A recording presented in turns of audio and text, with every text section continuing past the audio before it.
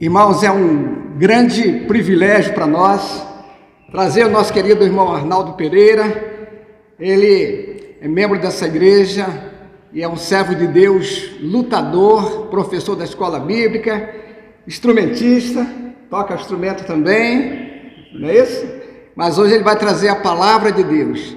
Você que está nos ouvindo através dessa gravação pode perceber como é importante você ter a sua vida entregue no caminho do Senhor, como o irmão Arnaldo por toda a sua vida.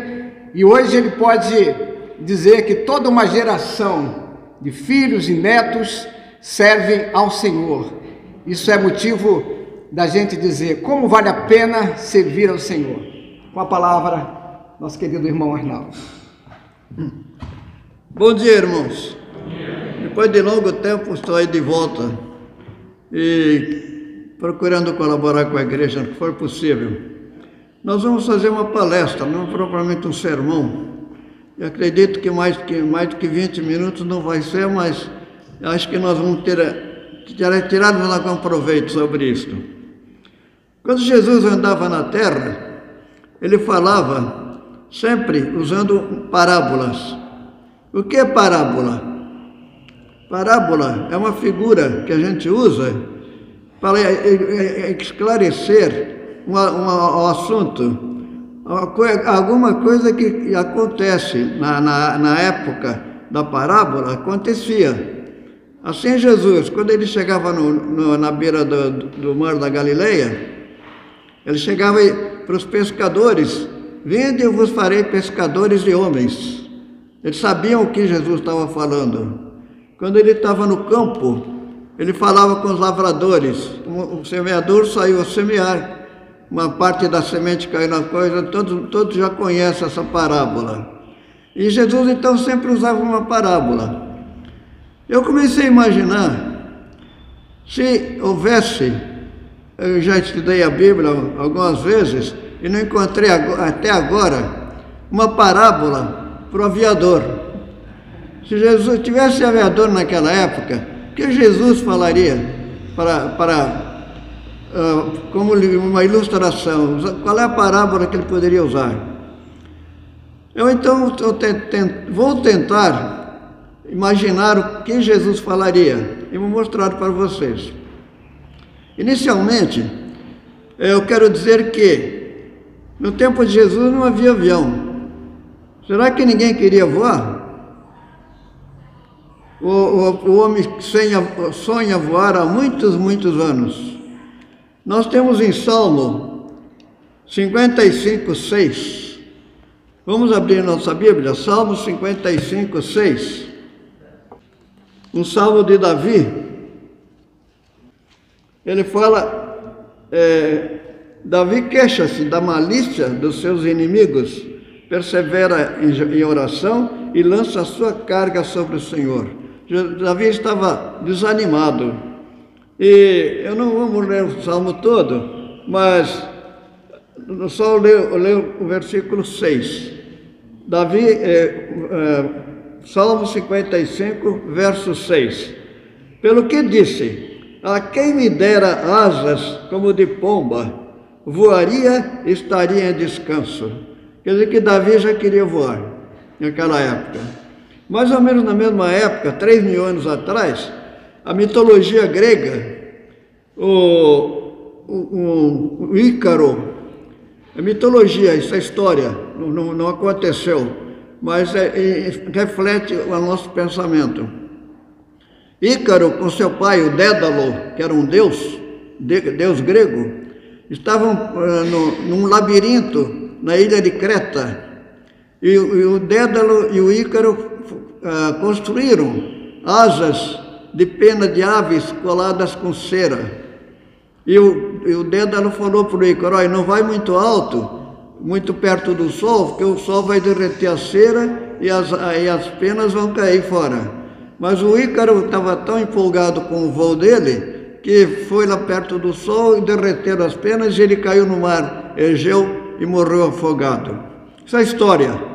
Mas é interessante que já naquela época tinha esse mito, essa mitologia, dizendo. Então, o homem sempre quis voar. Agora, quando é que o homem começou a voar? Ele começou a voar, a primeira tentativa de voo foi de Bartolomeu de Gusmão, em 5 de agosto de 1709, num balão. Balão que se faz hoje aí, balão cheio de ar quente, que sobe mesmo. Ele tentou voar e não conseguiu. Na segunda tentativa, o balão subiu 4 metros, com a pessoa dentro, né? O peso da pessoa. Quer dizer, só subiu 4 metros. Isso em 1709, século XX, né? Século XVIII, XIX. E só em 1898, século XIX, Santos Dumont subiu pela primeira vez com um balão dirigido. Quer dizer, ele fez um balão também, andou levando tombos, o Santos Dumont, mas em 1898, ele fez um balão dirigível, ele pôs um motor, e aí ele sabia onde que ele ia. Que o balão desse aí sobe e vai para onde o vento levar. Mas o Santos Dumont começou dirigindo o balão. E foi assim que começou o voo mecânico, dirigido. A palavra avião foi por Clement Ader, que pela primeira vez em 1897, para designar a máquina voadora.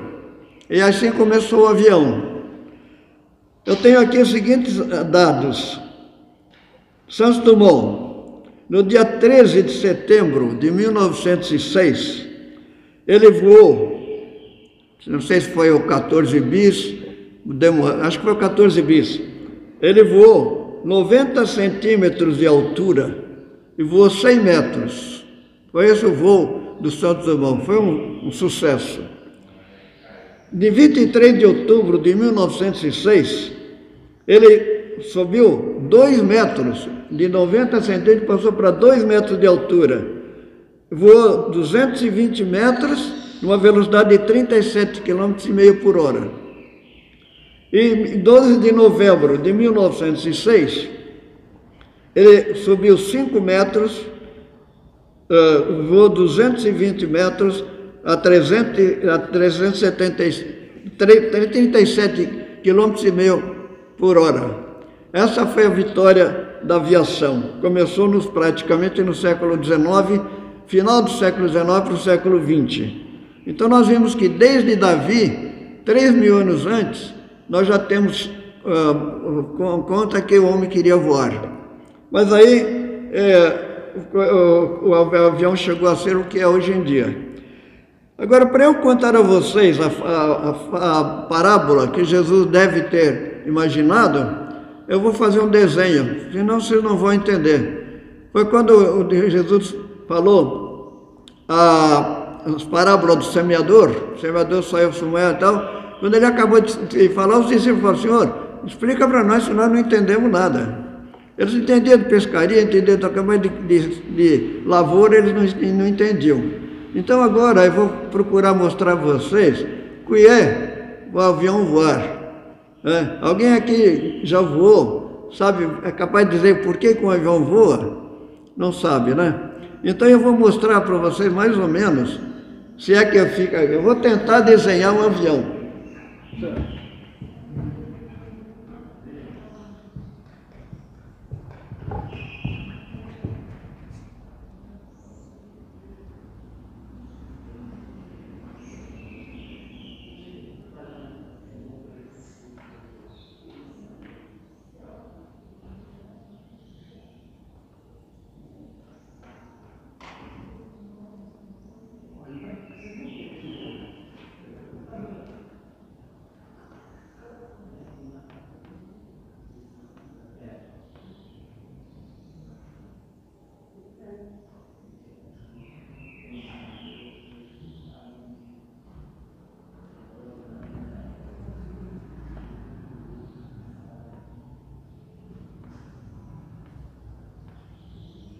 Parece avião? Parece, né?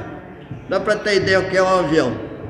Então, o seguinte, por que o avião voa? Quando o avião voa, ele está sujeito há 4 forças fundamentais. Existe um monte de forças, mas 4 forças fundamentais. A primeira dela, nós vamos representar por um pedaço, uma setinha. A primeira dela, aqui tem o centro de pressão, onde agem todas as forças. Então tem aqui a primeira força. Essa força é peso. É a mesma força que age em vocês. Vocês lá não saem no céu do chão por causa do peso. E o peso é a força da gravidade que quer levar para o centro da Terra.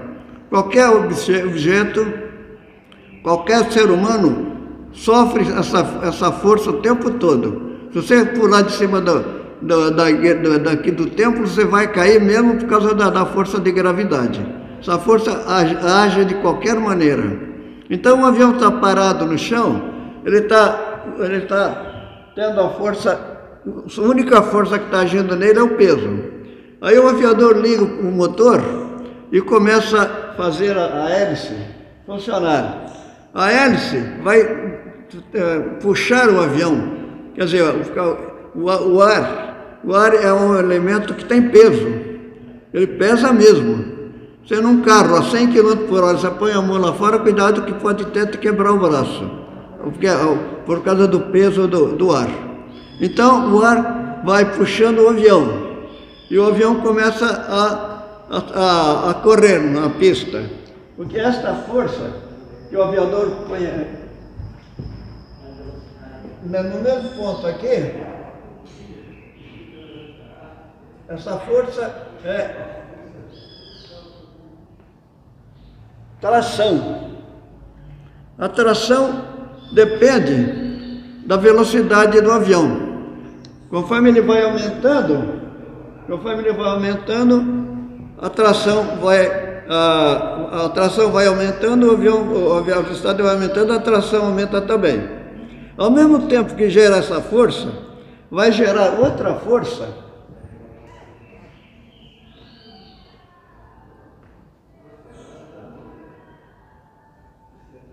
chamada sustentação.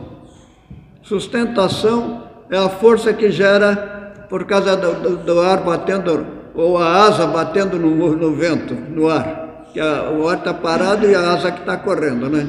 Então, forma a sustentação, vai aumentando a tração, vai aumentando a sustentação. Até que essa sustentação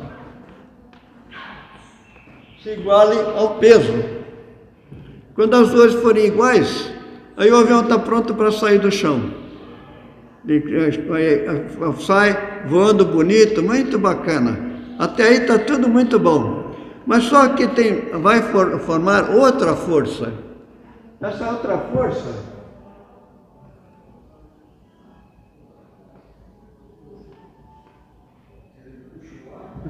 força é o americano chama de drag, arrasto. Tudo que é parte do avião, batendo no ar, tem arrasto.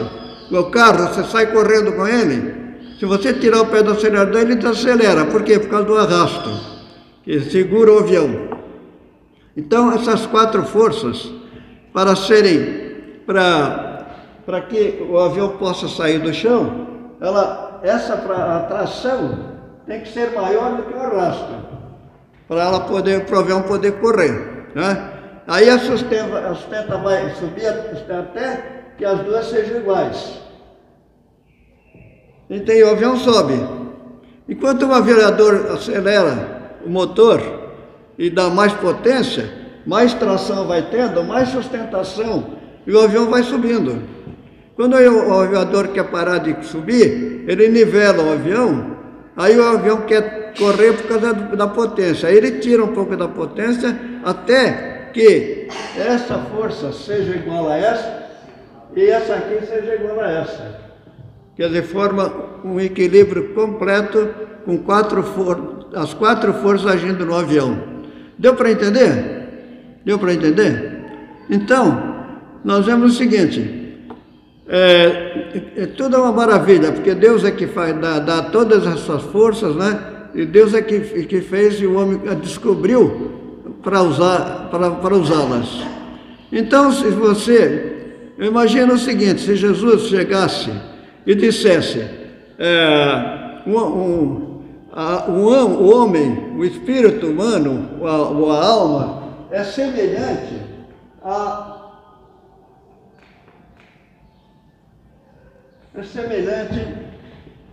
a um avião. Nós temos diversas forças que atuam em nossa vida o tempo todo. Forças que nós desejamos e que nós não desejamos. Então nós vemos o seguinte: a primeira força que atua aqui é o peso. Ou seja, peso, a gente pode pôr pecado,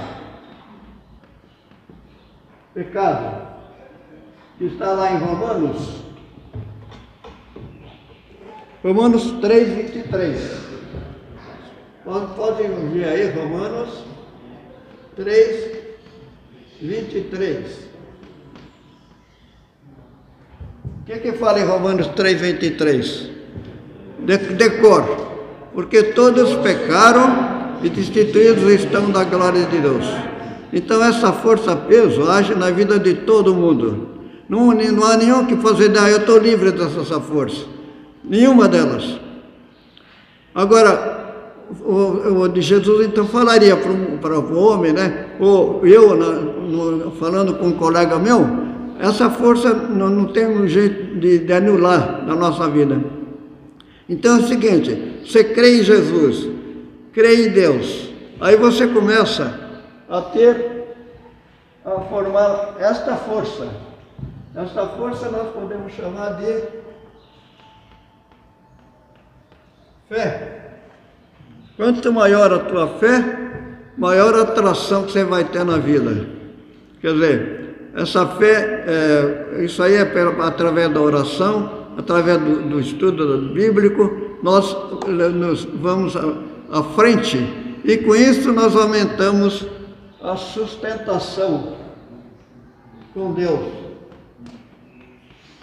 Quanto mais fé, mais perto de Deus nós estaremos.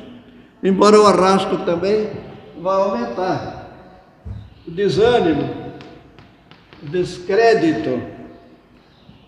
Então, em João 20:25, nós temos Tomé dizendo: se não ver as marcas de Jesus, eu não creio. Quer dizer, ele viveu 3 anos com Jesus e ainda não acreditava que ele iria se ressuscitar. Nós precisamos cuidar, porque nós temos sempre momentos de desânimo, de descrédito na nossa vida. E assim, irmãos, nós precisamos cuidar. Atração, aqui em Hebreus, capítulo 11, capítulo 1. Todo mundo sabe de cor também, não sabe não? Hebreus 11:1. A fé é o firme fundamento das coisas que se esperam, né? Eu não sei de cor. Fala. A fé é a certeza de coisas que se esperam e a convicção de fatos que não se veem. Isso daí, se nós temos essa certeza, a nossa potência está lá na frente, está cada vez mais para perto de Deus, né? Irmãos, é uma ilustração que eu poderia usar para falar com um colega meu. Ele iria entender. Eu falei em termos de aviação, ele entenderia, como eu acredito que os irmãos tenham entendido também. Então, você precisa ver qual é a parábola que você tem na tua vida para pregar o evangelho para o teu amigo. Tem uma ilustraçãozinha que eu acho muito interessante, do moço trabalhando em escritório e evangelizando o amigo dele. Começaram a conversar, a discutir. Então o crente falou para ele: olha, você sabe de uma coisa? O diabo age sempre mais no crente do que no incrédulo. falar, não, não acredito nisso. O diabo fica agindo contra o crente. Como é que você me prova isso? Falou, eu não sei, mas um dia eu vou te provar. Eles saíram os dois para uma caçada, e lá no meio do mato, uma revoada lá de pombos, pegaram espingarda, deram um tiro, um bando de pássaros caíram, né? Aí eles correram para pegar. E uns mortos caídos, outros querendo fugir. Aí o moço crente parou e ficou olhando assim, o outro falou, corre, pega esses que estão querendo correr. É isso que acontece com o diabo. Aqueles aí estão mortos, pode deixar, vamos pegar aqueles que estão tentando fugir. Isso é o que o diabo faz. Então, irmãos, nós precisamos cuidado. E cada vez nós nos pedir, Deus nos inspire para termos parábolas. A nossa vida deve ser uma parábola, para nós contarmos àqueles que não conhecem ainda o Evangelho. Assim, irmãos, a minha palavra é essa. Vamos orar, pedir a Deus para nos dar instrução para que possamos falar da palavra de Deus, estar preparado, né? Sempre para responder àqueles que queiram nos contestar. Eu agradeço a palavra, irmãos, e peço que, se alguém aqui ainda não aceitou a Cristo, olha bem, está na hora. Você não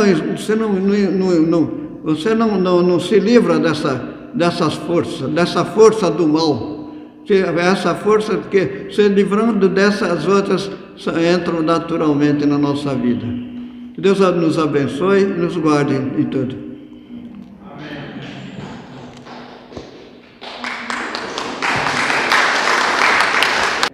Palavra que nos faz pensar e também um exemplo de vida.